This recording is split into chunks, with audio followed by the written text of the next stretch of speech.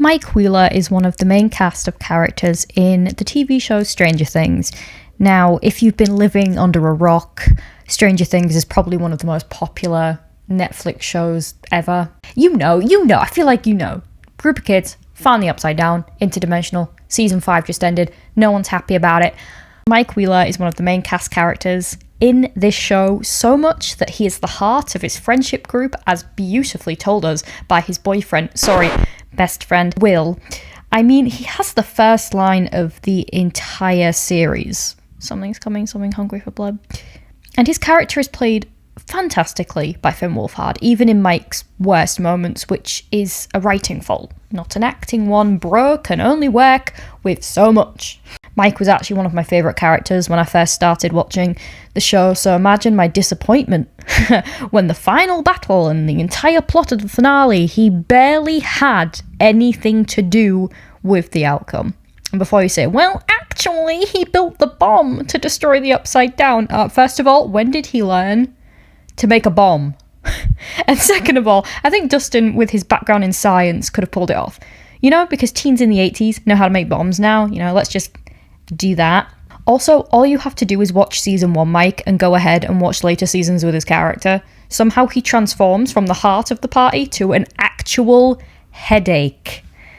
But more on that later.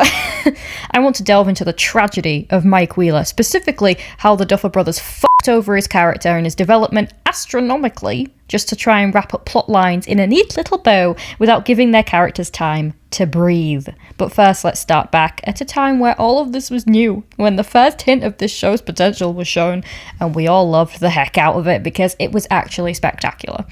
Let's start at the beginning.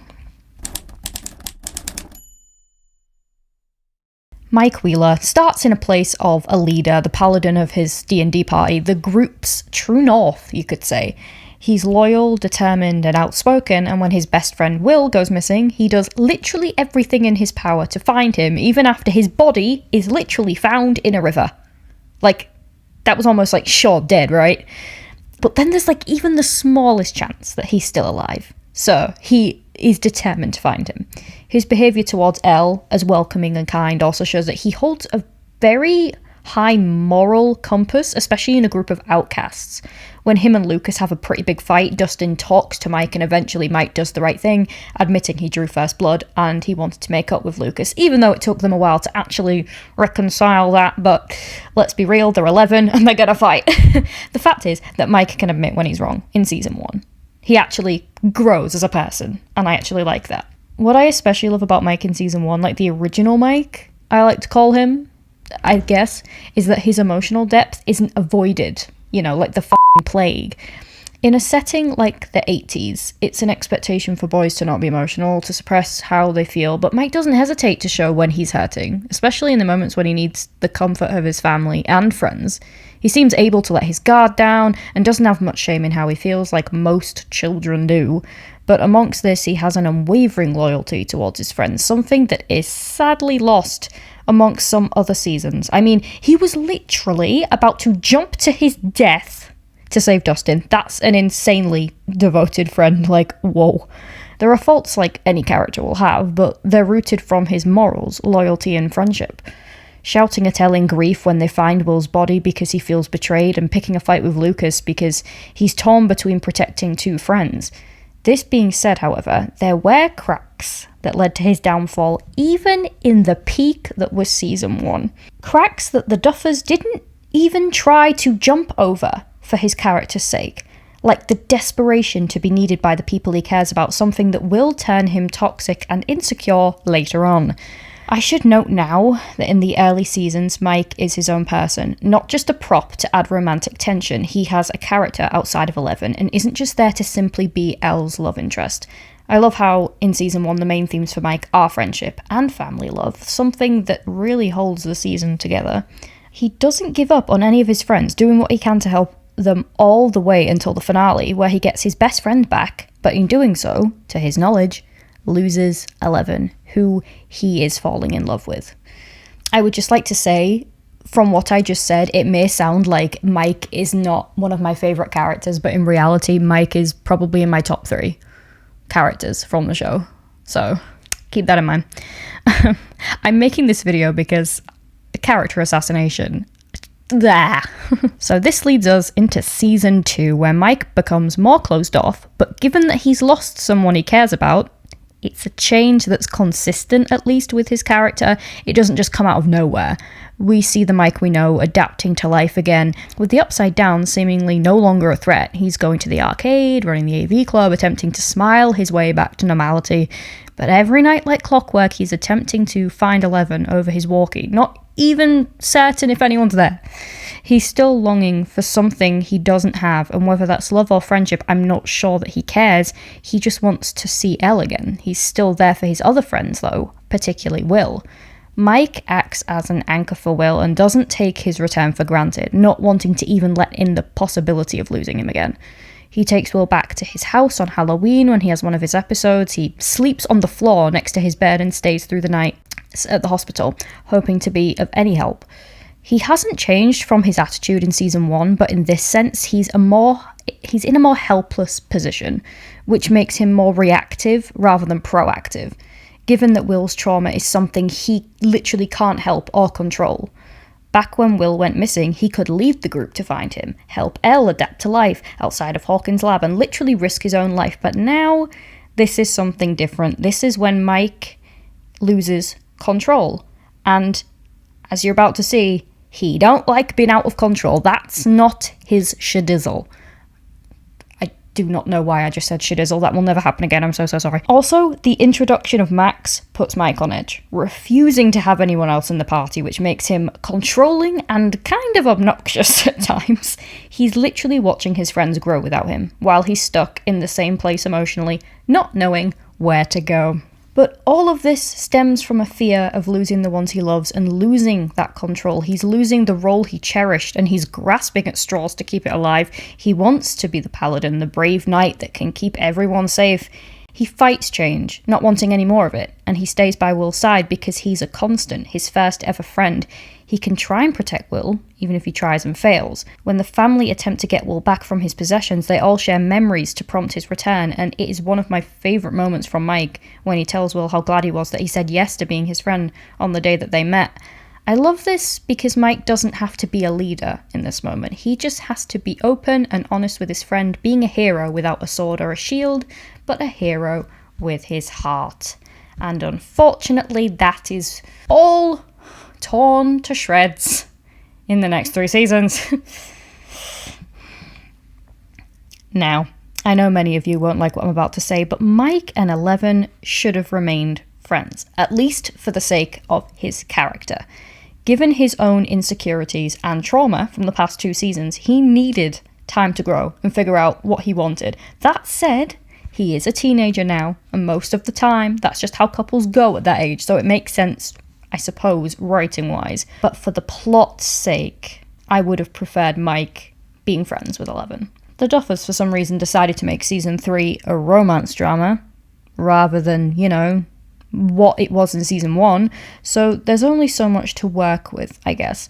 And in hindsight, especially seeing what Mike and Eleven would lead to later on, I can't help but feel that Mike could have done so much more in season 3 if he'd been that heart of the group he'd been in both previous seasons. But no.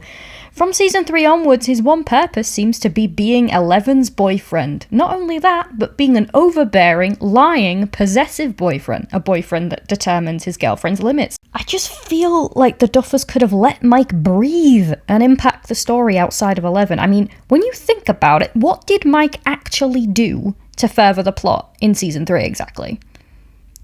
Sure, he had some funny moments, but between those, there were petty arguments, relationship drama, and a lot of very interesting dialogue. I care. Yeah, I guess girlfriends don't lie, they spy. We were just joking around. Would it have been so funny if I was taking a massive shit or something? You weren't. But what if I was? Then gross. I just wish he'd had more to do instead of waiting for the phone to ring. I feel like they didn't need Mike for the plot he was even part of. He could have easily have helped Dustin with the Scoops mission. He'd probably be such a good addition to that group, but no, he ditched Dustin on his first day back from camp to go off with Elle and kiss awkwardly for multiple hours. Not only this, but loyalty to his other friends is basically now absolutely non-existent. He's whiny, closed off, and doesn't seem to give a damn about anyone but Elle. Until, well, you know, the scene. You could swap spit with some stupid girl. Elle's not stupid. It's not my fault you don't like girls.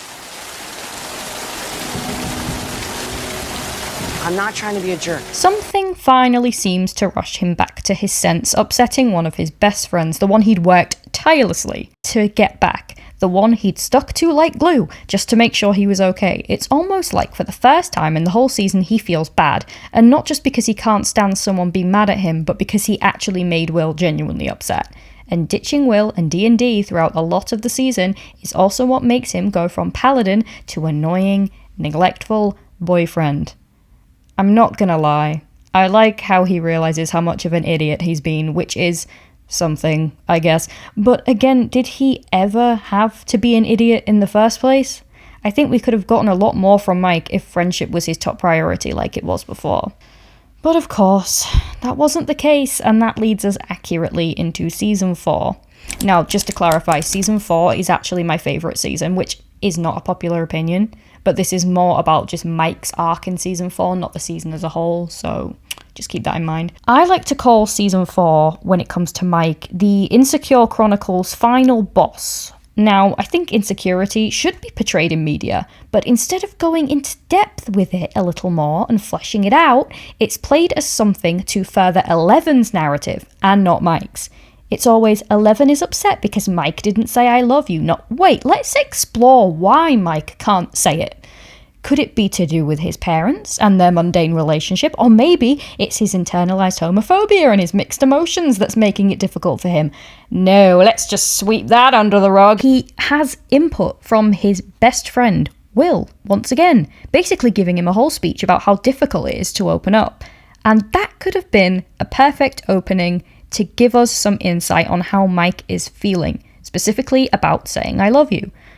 But we never find out his side of that, and we're always seeming to see him through somebody else's eyes rather than his own. If it's not for Eleven's plot, it's for Will's plot. It's just like we never have something where we can find out more about Mike. I want to know what he's thinking, because how it's written and framed, they make Mike completely unreceptive to Will's emotions. Like he's literally crying next to him in a van, and the driver notices more than him. Like, there's no emotional maturity. He can't even read his best friend anymore because they made his character so overconsumed about Elle. He's like a nerve severed from his friend group. And obviously, we know how him and Will have barely talked whilst being apart. He wrote Elle hundreds of letters. Once again, the Duffers aren't really giving us any depth anymore for this character. A character that should be able to stand on his own without a love interest, but he seems to be there to boost Elle's plot. Even when Mike is involved in the final fight, it's pushing Eleven to fight on and finally telling her he loves her. It's in a moment of hesitation and panic. So after not having any insight into why, well, we know why, but it's never explored further by the Duffer brothers, so thanks a lot, guys. We see a love confession come out of literally nowhere, with no context of what the happened. Mike seems to need validation more than love. Something he's been searching for since season 2, something that's making him more and more distant with his close friends rather than actually, bonding with them more. We're told he's the heart of the group, but we're never shown it anymore. Also, this is actual character assassination. Truth is, Elle, I don't know how to live without you. I feel like my life started that day we found you in the woods. Excuse me? What? Your life started the day after your best friend went missing? Will is standing right there, bro. He can hear you. People can hear you. Everyone can hear you. If you think that this is the Mike Wheeler we deserved, given his character in the early seasons, then holy shit, we've been watching different shows. When would Mike ever say this? I'm sorry, never is the correct answer, and honestly, at this point I thought it couldn't get worse. And then lo and behold, December 2025 hits us like a truck.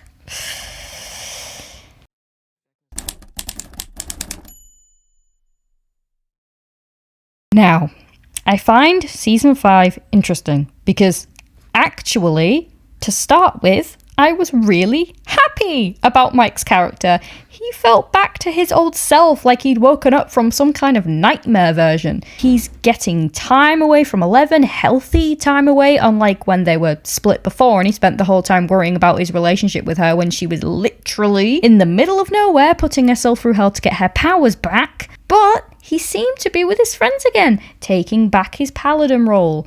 That being said, as much as I love this return to form, kind of, I have seen videos about how this is him not growing, but going back to a place that his mind felt most safe.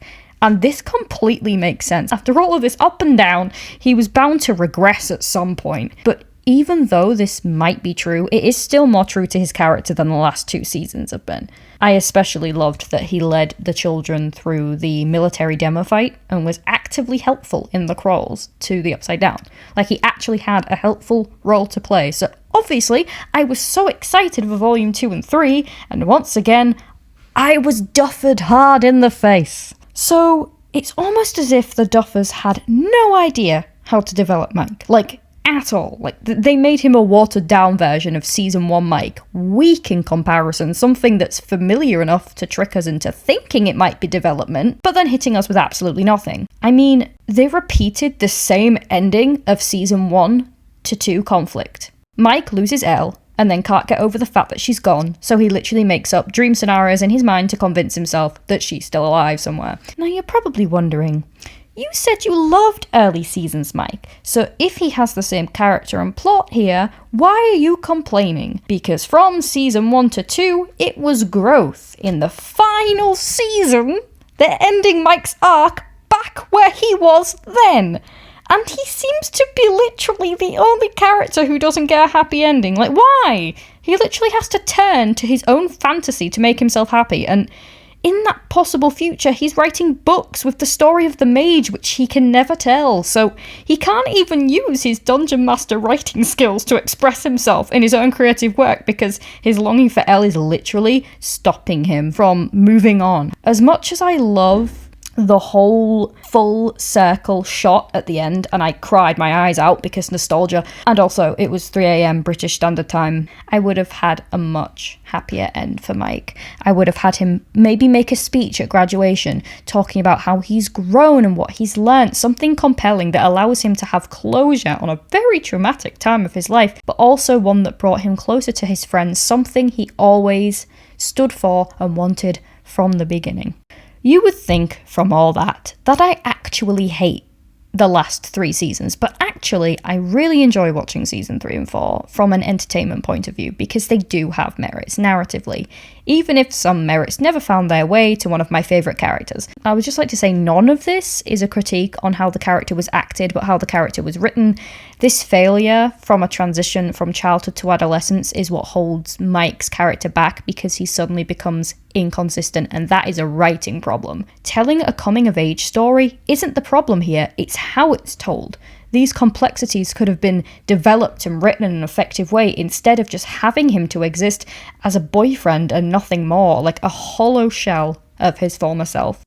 And with that, that is the tragedy of Mike Wheeler and narrative neglect. This is my first video, so it's definitely not perfect, and I'd love to hear your thoughts on the Stranger Things finale. Did you like it? Did you not like it? I want to know.